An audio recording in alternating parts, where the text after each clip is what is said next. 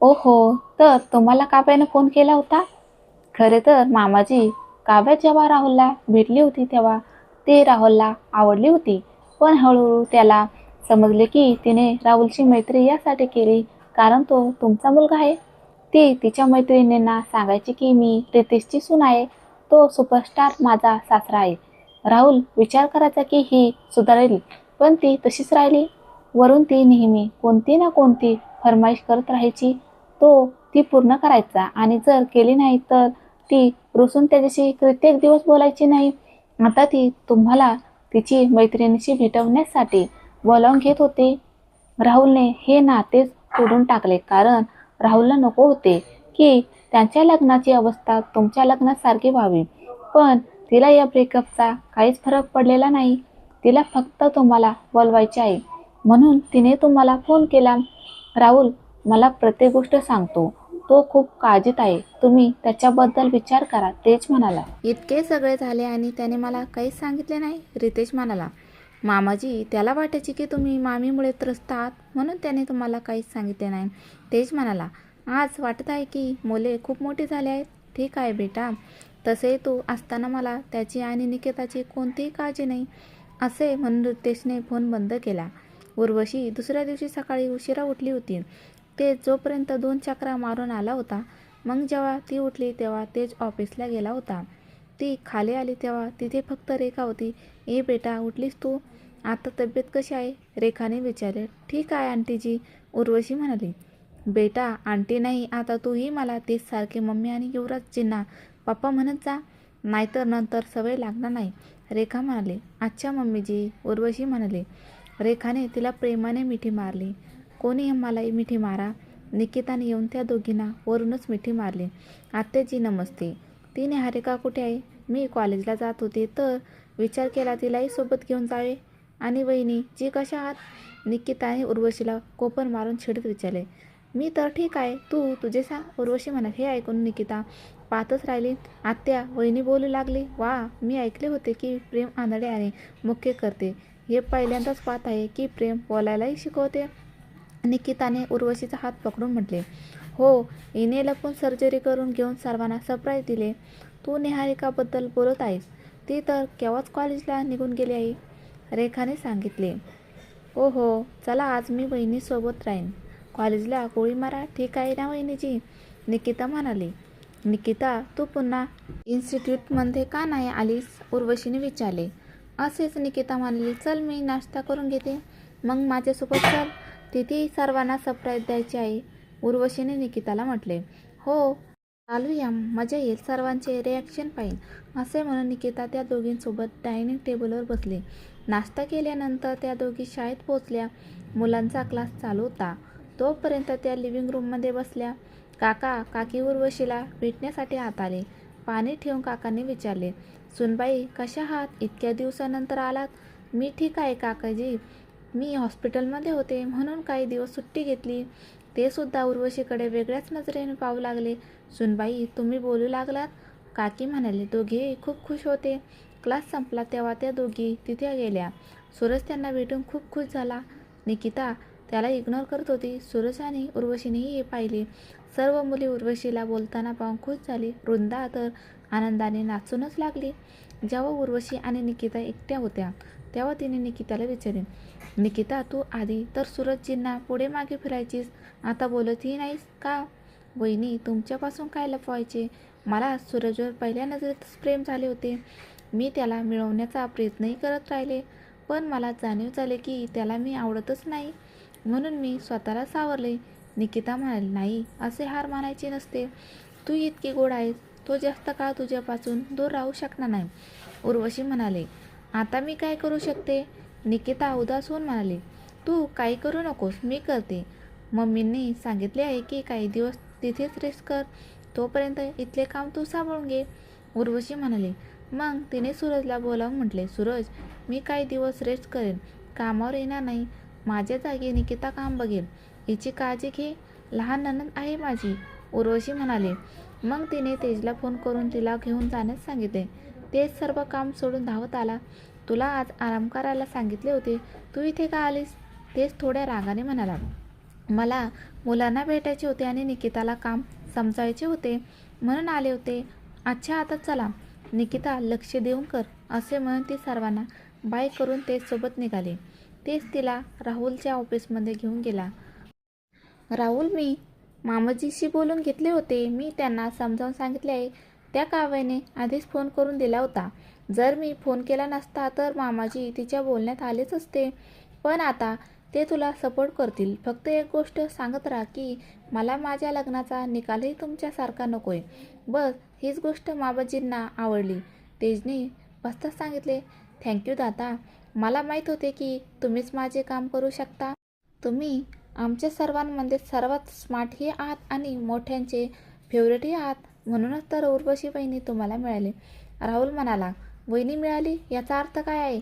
मी होकार दिला तेव्हा आमचा साखरपुडा झाला. जर मी नाकार दिला असता तर कसा झाला असता? उर्वशी म्हणाली. राहुलची अवस्था पाहण्यासारखीच होती. तो खुर्चीवरून उभा राहिला आणि पुढे होऊन उर्वशीच्या चेहऱ्याकडे पाहू लागला. ओ माय गॉड दादा, या वहिनी बोलत आहेत वा. हा चमत्कार कसा झाला?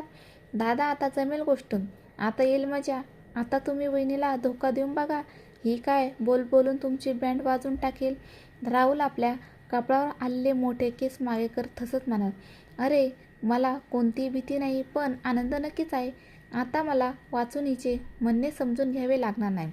ही बोलून सांगून देईन. तेच म्हणाला, खरंच वहिनी मी खूप खुश आहे. माझे मन करत आहे की मी नाचू. राहुल नाचत म्हणाला, नाचण्याच्या खूप संधी येतील अजून. सर्वात आधी निहारिका आणि प्रितेशचे लग्न होईल. तेजने सांगितले. निहारिका आणि प्रितेशचे लग्न? हे कधी झाले? त्या दोघांमध्ये प्रेमाचा काही अर्थच नव्हता. ते दोघे तर बेस्ट फ्रेंड होते.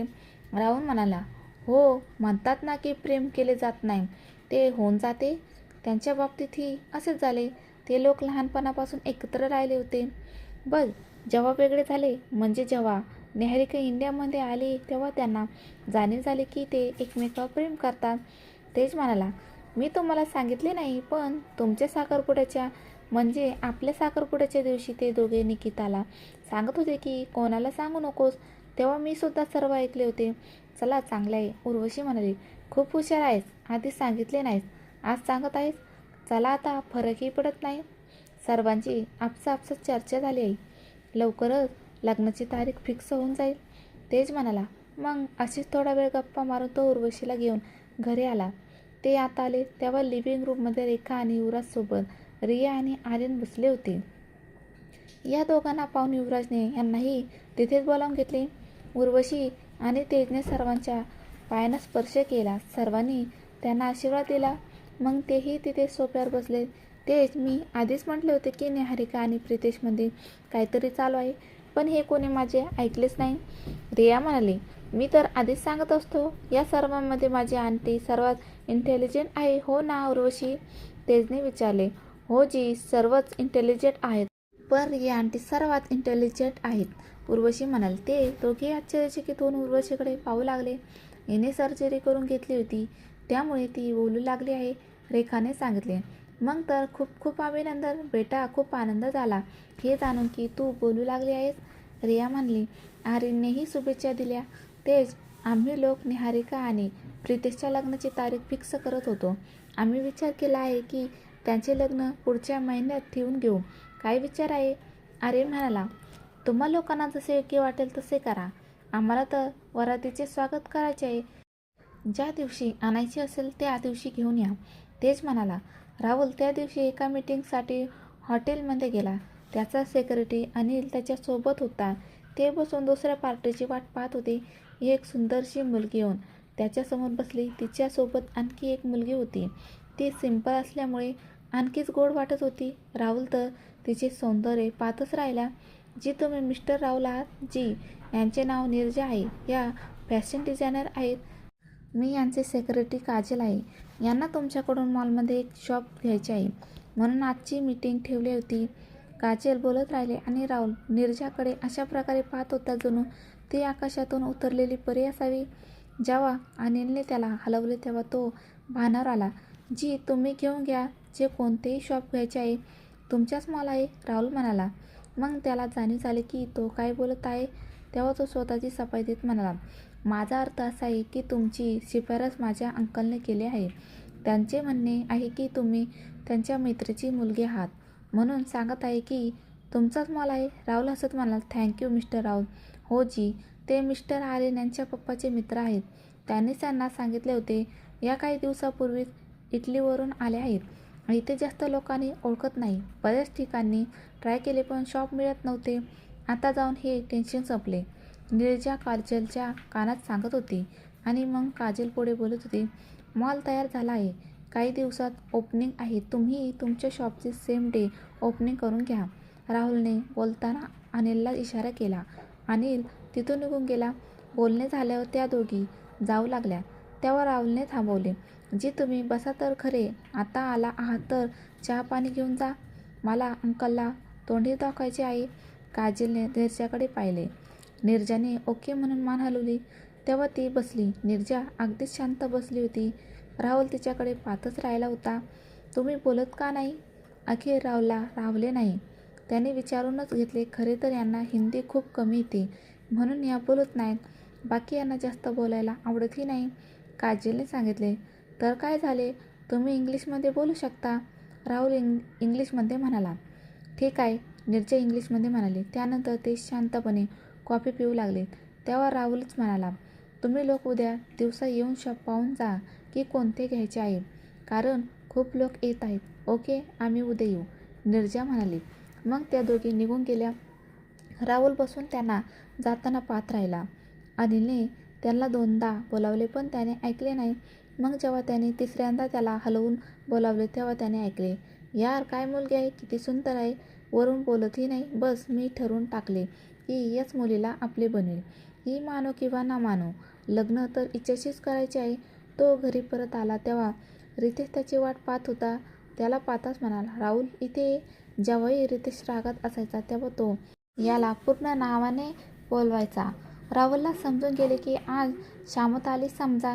त्याने पटकन तेजला मेसेज केला, दादा, पप्पांनी मला राहुल बोलावले आहे. मी जात आहे, प्लीज वाचून घ्या. मेसेज करून तो रितेश जवळ गेला. हे काव्याचे काय प्रकरण आहे, रितेशने त्याला विचारले. ते पप्पा तुम्हाला दादाने सांगितले तर आहे, राहुल म्हणाला. मला तुझ्याकडून ऐकायचे आहे. तू इतका मोठा कधीपासून झालास की इतका मोठा निर्णय स्वतःहून घेतलास? ती मुलगी माहिती आहे किती हुशार आहे. तिने मला धमकी दिली आहे की मीडियामध्ये पसरून देईन की माझ्या मुलाने तिच्याशी मैत्री केली आणि मग धोका दिला. आता काय सांगू, रितेशने त्याला म्हटले. त्याच वेळी रितेशच्या फोनवर तेजचा फोन आला. राहुलने देवाचे आभार मानले पण त्याचा आनंद जास्त काळ टिकला नाही, कारण रितेशने फोन उचललाच नाही. तो उत्तरासाठी राहुलकडे पाहत होता. पप्पा, तुम्ही दादांचा फोन तर उचला, त्यांच्याशी बोलूया. ते कोणती ना कोणती आयडिया नक्की देतील, राहुल म्हणाला. मला माहीत होते की तुझे स्वतःची डोके चालत नाही, म्हणूनच तुला ते सोबत राहायला सांगितले होते, असे म्हणून त्याने तेजला स्वतः फोन केला. हॅलो मामाजी, तेज म्हणाला. हो बेटा, खरे तर मी राहुलशी बोलत होतो. त्या मुलीचे काय नाव होते तिचे ते? हो, काव्या. तिचा मला पुन्हा फोन आला होता. तिने मला धमकी दिली आहे. ती म्हणत होती की जर मी तिच्या पार्टीत गेलो नाही तर ती मीडियाला सांगून देईल की ती राहुलची म्हणजे माझ्या मुलाची गर्लफ्रेंड आहे आणि राहुलने तिला धोका दिला आहे. माहिती नाही काय काय. ती म्हणते की ती माझे नाव बुडवेल. आता सांग काय करू? रितेशने सर्व काही सांगितले. मामाजी, मी तुम्हाला सांगितलेच होते की ही मुलगी कशी आहे. असो, तुम्ही काळजी करू नका. आम्ही भाऊ आहोत ना काळजी करण्यासाठी. तुम्ही असे करा, तिला एकदा पुन्हा फोन करा आणि फोन रेकॉर्ड करून घ्या. बाकी तर फक्त ॲक्टिंग करायची आहे आणि ॲक्टिंग तर तुम्ही करूनच घ्याल, तेज म्हणाला. ते दोघे तेजचे म्हणणे समजले. त्यांनी तेजचा फोन बंद करून काव्याला फोन लावला. काव्याने फोन पटकन उचलला. हॅलो अंकल, मला माहीत होते तुम्ही मान्य करा. ती खुश होत म्हणाली, नाही, मी मान्य केलेले नाही. मी तर हे सांगण्यासाठी फोन केला होता की माझे राहुलशी बोलणे झाले. त्याने सांगितले आहे की तुम्हा दोघांचा ब्रेकअप झाला आहे. तू त्याला विनाकारण त्रास देतेस. त्याने मुद्दाम तिला राग आणण्यासाठी या गोष्टी सांगितल्या. तुम्ही असे कसे करू शकता? माझी इज्जतीचे काय होईल? मी सर्वांना सांगितले आहे की तुम्ही येणार आहात. जर तुम्ही आला नाही तर खरं सांगते, मी स्वतःच माझ्या शरीरावर मारहाणीचे वंक बनवून मीडियावाल्यासमोर तुम्हाला आणि राहुलला बदनाम करून टाकेन. मी त्यांना असंही सांगेन की तुमची माझ्यावर वाईट नजर आहे. तुम्हा दोघांची धीड नाही काढली तर माझे नाव काव्या नाही, असे म्हणून तिने फोन बंद केला. दोघांनी रेकॉर्डिंग ऐकली. एकदम अचूक रेकॉर्डिंग झाली होती. आता काय करायचे? राहुलने विचारले. तिला ही रेकॉर्डिंग ऐकून देऊया आणि सांगूया की आता जर तिने त्रास दिला तर ही रेकॉर्डिंग मीडिया आणि त्याच्या पप्पांकडे जाईल आणि आम्ही ब्लॅकमेलिंगचा आरोप लावून तिला अरेस्टही करू शकतो, रितेश म्हणाला. यावेळी राहुलने फोन केला. काव्याने यावेळीही पटकन उचलला. हॅलो. ती आणखी काही बोलणार त्याआधीच राहुलने ती रेकॉर्डिंग लावून दिली. ते ऐकून ती घाबरली. ती म्हणली, काय आहे हे? आता तुम्ही मला ब्लॅकमेल करणार? जशा तसे. ती आमच्याकडे एक म्हणणं आहे, जसे तोंड तशी सबकार. समजली? तू आम्हाला ब्लॅकमेल करत होतीस, आता उलटे स्वतःच आपल्या जाळ्यात अडकलीस. आता ओरडत का आहेस? एक गोष्ट ऐकून घे. जर पुन्हा मला किंवा माझ्या पप्पांना फोन केला तर ही रेकॉर्डिंग तुझ्या पप्पांना, मीडिया आणि पोलिसांना देऊन टाकू. आम्ही तुला अरेस्टही करू शकतो. जर शहाणी असशील तर समजून जाशील. तुला कधीतरी मैत्रीण मानले होते म्हणून सल्ला देतो. जर स्वतःच्या अपमानापासून वाचायचे असेल तर परदेशात निघून जा, असे म्हणून त्याने फोन ठेवला. त्यानंतर काव्याचा कधीच फोन आला नाही. राहुलला समजले की ती जर्मनीला निघून गेली आहे. राहुलने सुटकेचा निश्वास टाकला. काही दिवसानंतर निहारिका आणि प्रितेशचे लग्न होते. सर्वजण त्यात बिझी झाले. उर्वशी आता तिच्या घरी राहत होती. दोघी तासनतास बसून गप्पा मारायचे. उर्वशी, खरे सांगू का, मला तुला पहिल्यांदाच प्रेम झाले होते. हे प्रेमही अजीब असते. तू संपूर्ण दिवसही जवळ बसलेली असलीस तरीही मन भरत नाही. एका क्षणासाठी वेगळे झालो तर पुन्हा भेटायला मन करते. दूर असतेस तेव्हा तुझ्याच गोष्टी आठवतात. झोपतं तेव्हा तुझीच स्वप्ने पडतात. उर्वशी, तूच सांग मी काय करू? आता बघ, आजच्या आधी हे चंद्र तारे होते, पण कधी त्यांच्याकडे पाहिलेही नाही. आज तू जवळ आहेस तर हे सुद्धा खास वाटत आहेत. तेच उर्वशीसोबत गच्चीवर चंद्र ताऱ्याकडे पाहत म्हणाला. तुम्ही अगदी बदलून गेला आहात. या प्रेमाच्या गोष्टी, या चंद्र ताऱ्याच्या गोष्टी मी तुमच्या तोंडून तर कधी ऐकल्या नाहीत. जर मी कोणाला सांगितले की तुम्ही इतक्या रोमॅन्टिक गोष्टी करू शकता तर कोणीही मानणार नाही आणि सर्व मलाच खोटी म्हणतील, उर्वशी म्हणाली.